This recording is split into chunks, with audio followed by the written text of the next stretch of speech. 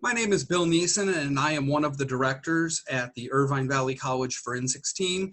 And we love to do things like this where we bring in people outside to have them watch us and show what speech and debate's like, but also show how speech and debate can be a very powerful thing. The other director of forensics is Juliana French, who is also on this at the moment, but I'm just going to be doing the talking. I lost the flip. So, tonight, we're going to welcome you to the first of the Irvine Valley College debate, speech and debate things about the actual propositions. Tonight's topic is going to be about the Proposition 21, which is rent control. We feel that in California, especially with prices, this is an interesting discussion to have. And so obviously we will have two different debate teams each will take one side for it and one side against it. And we think that having a good, productive discussion without animosity and or hatred is probably a really good thing. That's something that debate teaches us to do. I'm going to let each debater introduce themselves before their speeches in a minute here. And so the idea behind this is we're going to have about 6 speeches. Each debater will give a 5-minute speech, and then 2 of them will give a 3-minute rebuttal speech where they summarize everything. There will also be a 1.5-minute cross-examination where one side gets to ask the other questions. Okay, so to start it off, I would ask John to bring his video back on so you can see our lovely debaters' faces. And before you start timer, introduce yourself, John. Yeah, sure. So my name is John. I'll be the first speaker on the affirmative, or the side that should say California should pass Proposition 21. Is everyone ready? Okay. Today's topic is that California should pass Proposition 21. As a brief background, we'll discuss 2 key issues. First is, what is rent control? Rent control is a program that places a limit on the amount a landlord could demand for leasing or renewing lease. The second key background is what Proposition 21 is. Now, Proposition 21 allows for rent increases for controlled properties up to 15% over 3 years. And also, it doesn't apply to residents with no more than 2 houses. As a preview for this speech, we'll be talking about 2 main arguments as to why we should pass Proposition 21. First, we're going to be discussing the housing crisis, but second of all, how Proposition 21 is wanted and is going to be effective. So our first argument. First argument as to why we should pass Proposition 21 is because of the housing crisis and how it's a real issue. Now, first of all, we have to discuss how housing in California is more expensive. According to the Legislative Analysis Office of 2020, it states how first, California residents pay around 50% more for rent than compared to other states. But second of all, the same article talks about how rent costs double the national average. This ultimately goes to show as to why this is unreasonably high compared to other states and the nation as a whole. But secondly, we should also talk about how residents have to decide housing versus other basic needs. According to California Budget and Policy Center, it states how first, more than 40% of the residents use 30% or more of their income just for rent. But second of all, it also states how using less than 30% of their income is what's actually accounted as affordable housing. However, on the other hand, it states how 20% of these residents spend more than half of their income for rent. This goes to show how they have to balance food, utility, medical bills, and other basic necessities, and they have to try to balance that with their income to pay for the rent, which shows as to why this is very unreasonable. Third, we should also focus on how this affects low income and people of color as well. Now, according to California Budget and Policy Center, it states how first 80% of low income and 2/3 of people of color are disproportionately affected by this issue. And lastly, under this point, we see that it affects our younger generation and age group as well. According to CNBC, it states how study done by Quinnipiac University, it states how it showed over 61% of the age group of between 18 to 34 can't afford housing in California. Now, why is all these statistics and studies very important? Well, first of all, it goes to show that there's going to be an increase in homelessness, specifically how there was an increase of 22% in the last decade, only going to increase as this issue goes on. But second of all, it shows as to why 72% of those people who are homeless don't have anywhere else to go, even in the public shelters. But second of all, the second reason why it's important is because of the context of COVID-19. Now, first of all, it's even hard when state and government says that everyone should stay inside. However, people left and right are being kicked out of their homes because they simply cannot afford the rent. But second of all, we see that if people can't stay indoors, this only increases the chances that COVID cases goes up. And even it also affects the people that are staying indoors because they now have to try to afford the increasingly expensive housing year after year, or they have to get kicked out, which again perpetuates the cycle of homelessness where only the rich could survive in this society. The second argument. The second argument as to why we should pass Proposition 21 is because people support it and it will be effective. The first point under here is that majority support affordable rent. According to a poll done by AB Consulting and commissioned by the AIDS Healthcare Foundation, it states how first, 75% of the voters support propositions addressing affordable housing. But second of all, the poll showed as to why Proposition 21 is a crucial step towards this direction. Now, another discussion we have to have is as to why Proposition 21 is going to be effective. According to a Stanford University study, it shows as to why first, rent control helps people keep their homes. But second of all, specifically on the topic of Proposition 21, it says how rent control increases the probability of people able to stay in their homes over 20%, which means that right now what's happening is people are being kicked out, but with some sort of standard for rent control, it allows at least 20% more of these residents to stay in their homes. Now, why is all of this important? There's a couple of reasons, but the main overarching argument here is that we need this now more than ever because first, prior propositions was voted down because it wasn't addressing the whole issue. But given the context of COVID-19, it's very important that we understand a single proposition isn't able to solve every issue. Therefore, it's very important that we recognize this is an improvement from the prior steps, but also we have to do something rather than nothing because thousands are suffering right now and we can't let more to suffer. But also third, without our citizens, without guaranteeing them safe housing, they're only going to go out in the streets and the economy, infrastructure, and the state as a whole will fail. For all these reasons, you should vote as to Proposition 21 passes. All right. Now that his speech is done, John, you can stay on screen so we can do cross-examination. So my negative team, are you ready to cross-examine?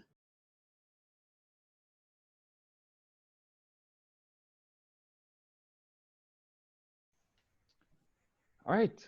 Yes, I'm ready for cross-examination. All right, go ahead. 1 minute and 30 seconds. All right, starting now. So, John, that was a great speech. I do have a couple questions about why we should vote for Prop 21. The first one is that does Prop 21 cover all our houses? No, it does not cover all the houses, but as we stated before, it's again, a single proposition isn't able to address everything, but it's in the right direction. Okay.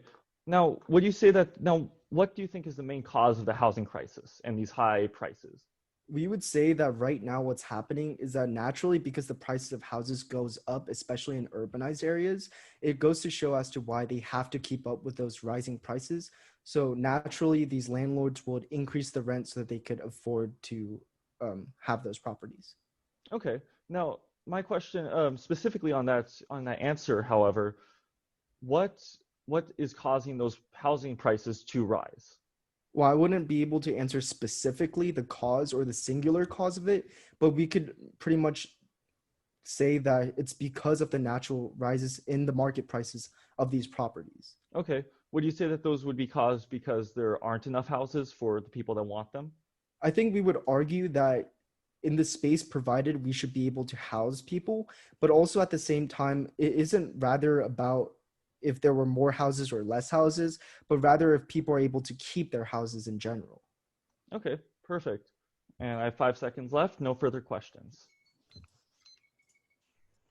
All right, now we will hear from Ian, who is going to give, and you can introduce yourself more than I have done, obviously, and then give your speech.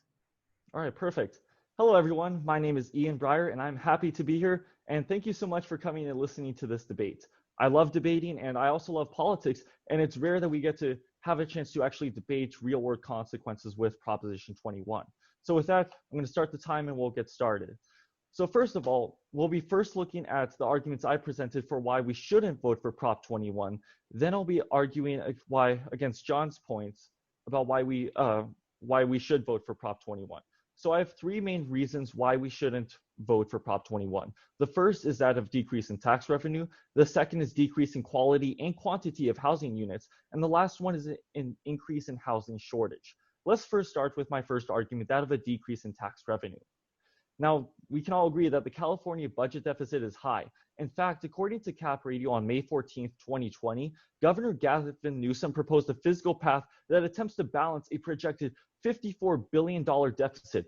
But schools, homelessness, and healthcare will see less money for these programs. Now, we see the problem when we talk about Prop 21.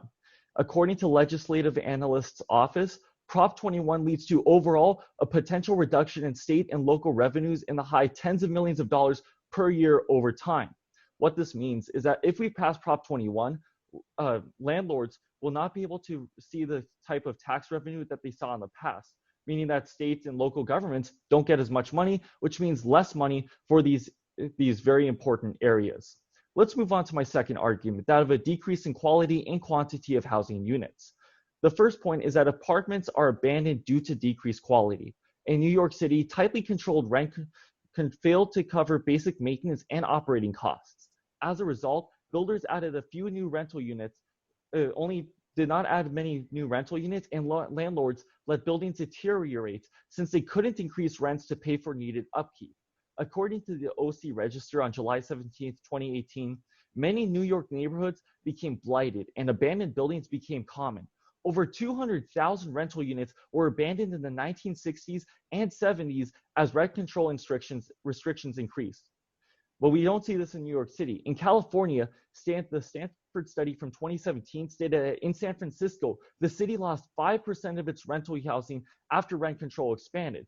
Basically, landowners don't see the type of revenue that they would get, so they can't upkeep the maintenance of their rental properties. And in the end, people have to move out because the quality has gotten that bad.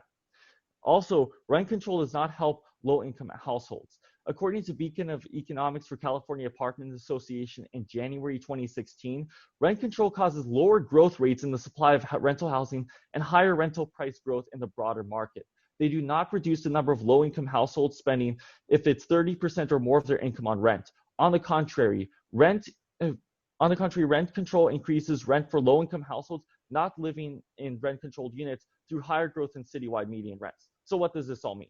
Let's take an analogy.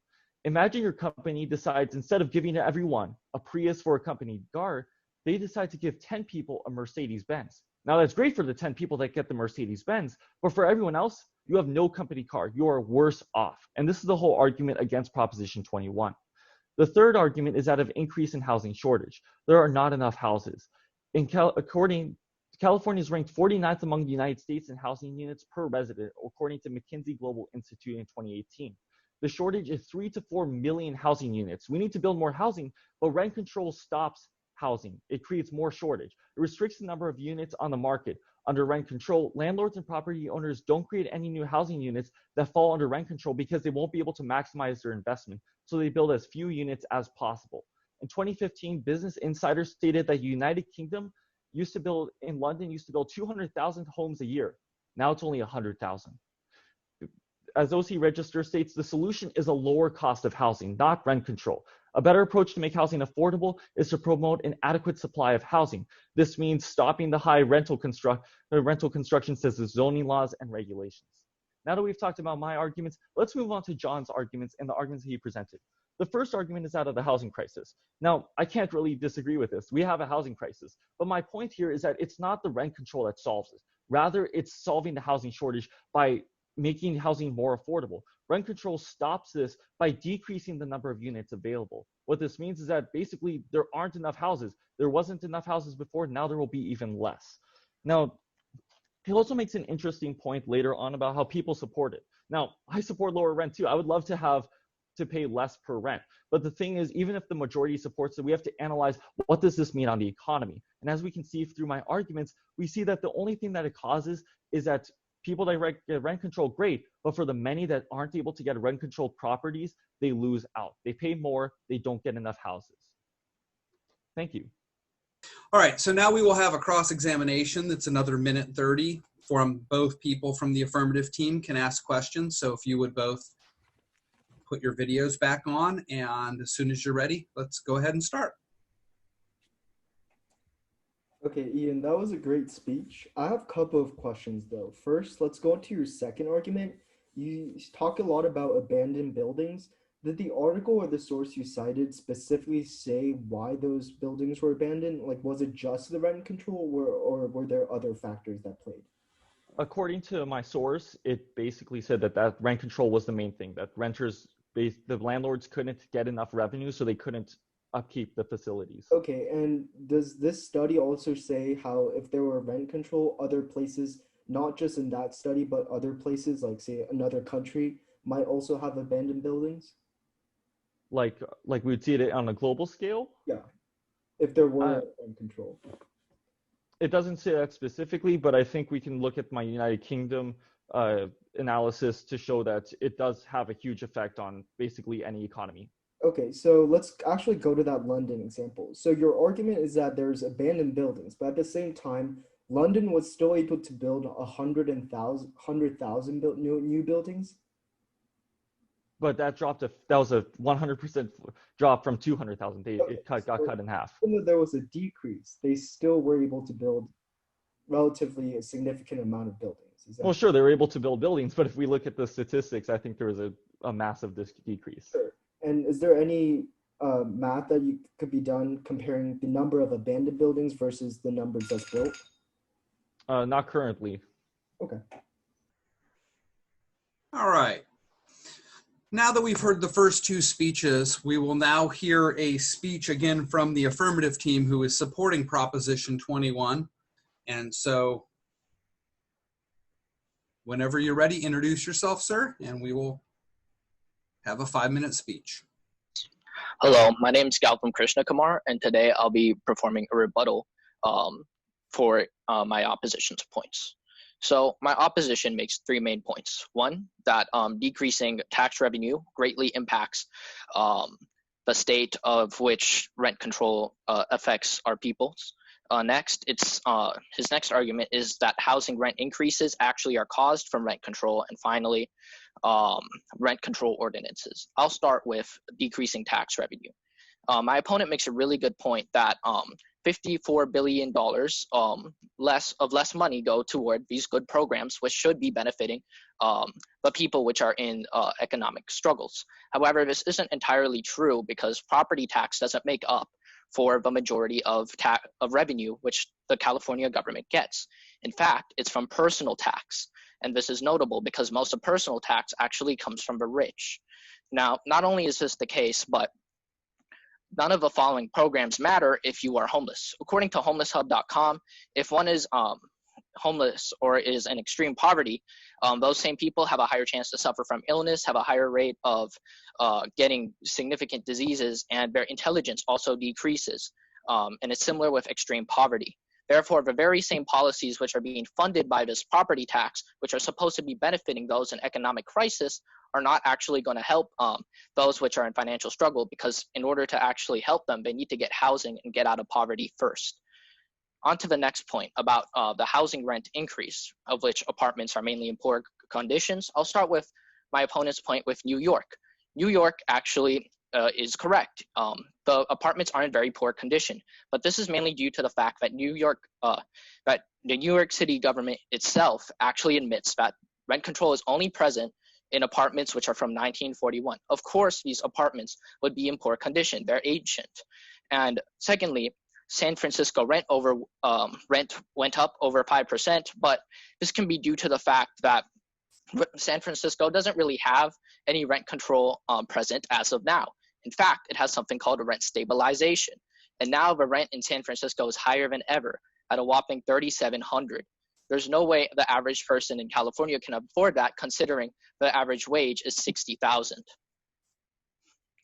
Next, rent control ordinances for the final argument. My opponent states the main problem that housing production is what causes homelessness, and that if there were simply more houses, then the homeless issue would be solved. Unfortunately, this isn't the case, and I'll be addressing his United Kingdom argument. It is true that the housing creation was halved from 200,000 to 100,000, and rent control was seemingly the cause for this. Unfortunately, costs were actually more affordable for these people. It's because the average rent in the UK is $1,000, and I'm being very generous with that. Compared to the astronomically high rent in California, this isn't even comparable. How can this be the case if the housing shortage has decreased by half, yet the rent has also decreased? Shouldn't it be the other way around? So my opponent sort of contradicts this his logic of if there are more houses, then the rent should be cheaper, when in fact the houses were cut in half, yet the rent was cheaper anyways. So having addressed the main point of which my opponent has made, which if more houses were present, then there would be more houses for homeless people. We need to look at what companies are making these houses for. They're making them to make a profit, and most of these people can't afford these houses anyways. As I previously stated, the average salary is $60,000 for Californians, according to Smart Asset.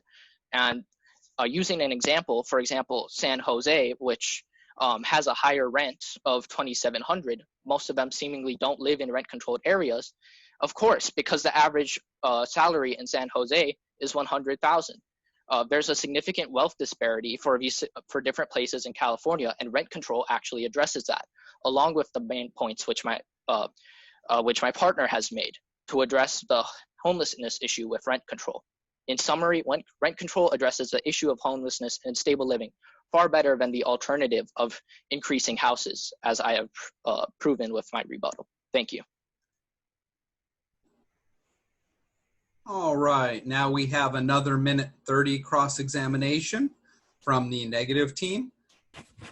All right, so Gotham, that was an excellent speech. I have a couple questions about your rebuttal. So first of all, you stated so would you consider that the United Kingdom and United States are two very different places?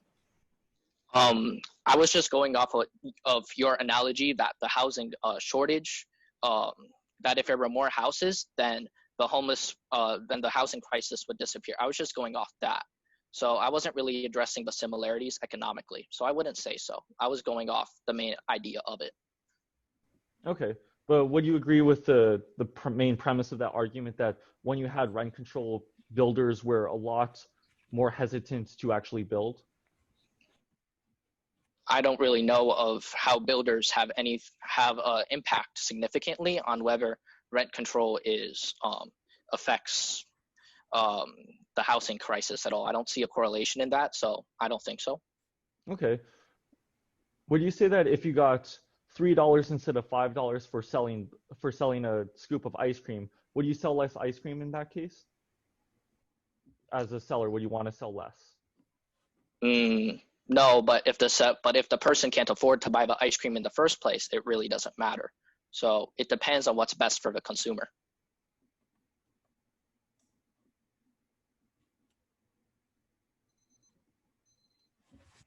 Okay, now we will hear the second speech from the negative supporting their side. Whenever you are ready, introduce yourself. Hi, my name's Anya Molvik, and I am really excited to be here debating this because I feel like it's a really big issue right now, especially with everything going on. So let's get started. I will start with a side of proposition that we should not pass Proposition 21, and then I will go on to my opponent's side of why we should. So the first argument we'd like to make is that was about taxes, how it's going to make so there's less revenue coming in, and since we're already short, it's going to make things worse. There's going to be more homeless, and more school programs are going to be cut. All of those programs are in danger, and my opponents would like to argue that most of this taxation isn't going to help. However, if you look into what happened in San Francisco and other places, their revenue was cut by about $2.9 billion, and after they initiated rent control. This is a huge amount, and that really does make a difference. over this. And so while they argue that the personal tax is what making money, this is really not necessarily the case. It's both the property tax and the other taxes together, and so we'd be losing a lot of funding. Their second argument is about our second argument about how it's going to decrease quality can be seen as the amount of homes in San Francisco went up in price, while there was less choice in homes because of because the amount of rental homes went down because it wasn't a chance for them. It's like if you have a chance and to give everyone a decent car and the company, or you have the chance to give a few people really great cars, you have to decide, is it better for everyone to have a car, or is it better for a couple people to have a great car? So it's kind of like that, because it's going to affect mainly the people who are just above the rent control, so that they're not getting that, while the people who are slightly lower are going to get rent houses, which is going to make things harder for them. And then also, my opponents would like to say that it will not help with the housing shortage. However, people are less likely to build if they don't feel like they can afford it. Because they're not going to be able to get the amount that they put into the house, into making this rent control, into these houses, as they would if they can build and not have this rent control. So it's actually going to make things harder, because there's going to be less houses. And if we look at supply and demand, housing will go up as there are fewer houses. Well, if there are more houses, the amount at which people pay for houses is going to go down. The National Taxpayer Union believes that by making so that California has less regulations on housing, building, and so that it's easier to get permits to build, it will be much easier for for people to have housing, affordable housing. So we really need to look at how this is going to affect people, because yes, we agree that housing prices are way too high, and that's a problem for everyone. But this proposition is only going to affect a few people. It's not going to affect everyone. And so when my opponents are talking about how it's going to get homeless people off the street, it's not, because that's not going to make so there's more housing where they can be. It's only going to make so that for a few people, it's easier to afford. And that is why I'm urging you to look at it as a problem that needs to be solved through getting more housing. Thank you. All right, now we have our last cross-examination by the affirmative before Ian's speech here.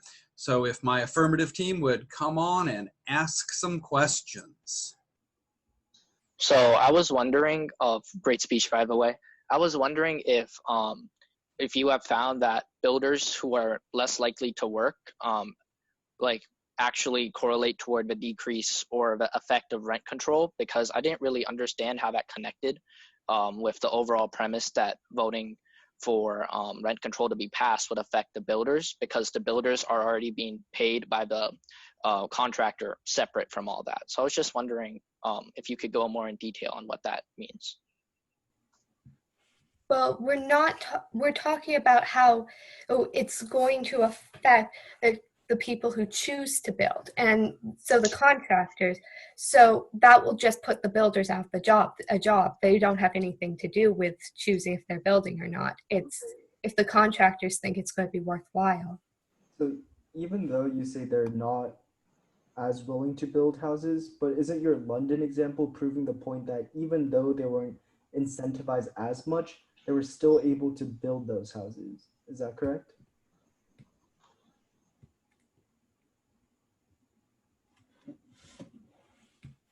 Well, the argument is that when there were still houses built, but there were a lot less houses. People are more hesitant to invest, as well as with population growth, how we need more houses. Basically, the only way that price decreases is if there's so much supply that basically you have microeconomics working and the price decreases. But with the current housing crisis in California, do you think that people would be able to afford those houses in the first place and they'd be able to move in without something like rent control?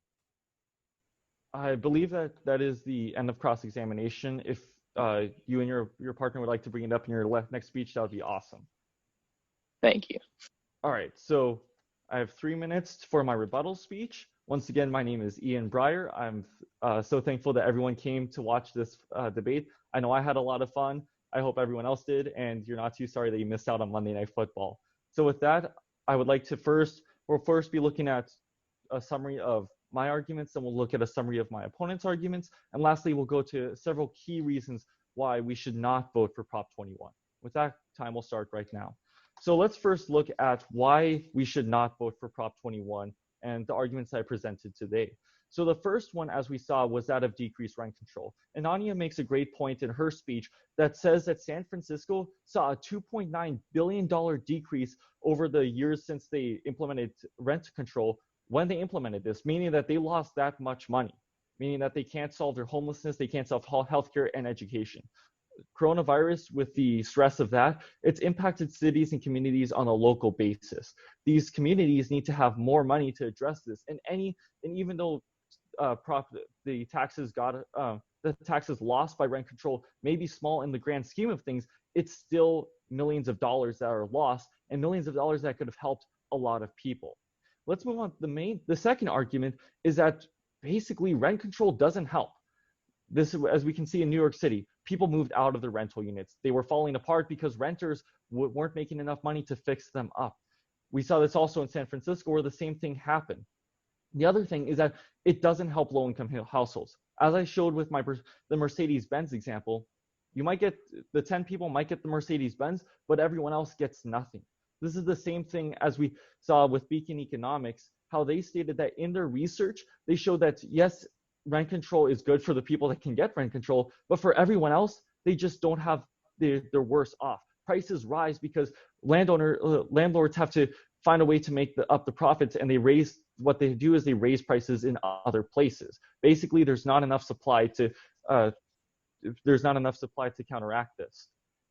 The third argument is that the problem with a high housing market is that of not having enough houses. It's not rent control. We can see that we need to build 3 to 4 million more housing units in California alone. But rent control will only stifle this because, as we saw in the United Kingdom, people only built 100,000 less homes. So even if they come up and say, well, they were still building homes, the problem is you're having a huge decrease in what they were originally building, and we need so much more. On their case, though, I agree, we have a huge housing crisis, but rent control, as we saw through my case, isn't the way to solve this. Additionally, even though people support it, it's not the right option. As we saw, it hurts the majority. So that's our first main reason why we should vote against Prop 21. By voting against Prop 21, we help the most people. The Prop 21 will only hurt the ability to build more houses. And then we saw building houses is the main way for us to solve high rents. By voting against it, we allow more people to have less rent. The second voting issue is that Prop 21 doesn't solve the housing shortage. It doesn't lower rent. Sure, for the 10 people, it does, but for the majority, they don't get it. And for all these reasons, I urge everyone to vote against Prop 21. Thank you. All right, now we will come up to our final speaker in this debate, John, who's going to support the resolution and tell you why he won.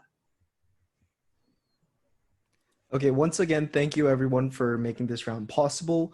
There's a lot of statistics and studies being thrown around here and there, but at the end of the day, there's one main issue that we debated about, which is the housing crisis. However, we have to note and understand that the housing crisis is real and it affects thousands of people and individuals as of right now, and there's no other solution viable in the context of this society right now.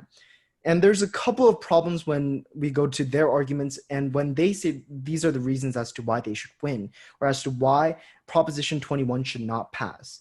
Their first main reason as to why they say this should not pass is because of the tax and revenue problem. However, my partner clearly articulates as to why the majority of the revenue is actually personal taxes, but also secondly, they massively overshadow the topic as to how people in poverty and the homeless don't actually get any of the benefits even if they got revenue, which means again, we're back to square one when the real topic and the real debate issue should be focused around the homeless and the impoverished rather than the rich and wealthy that could obviously afford these housing.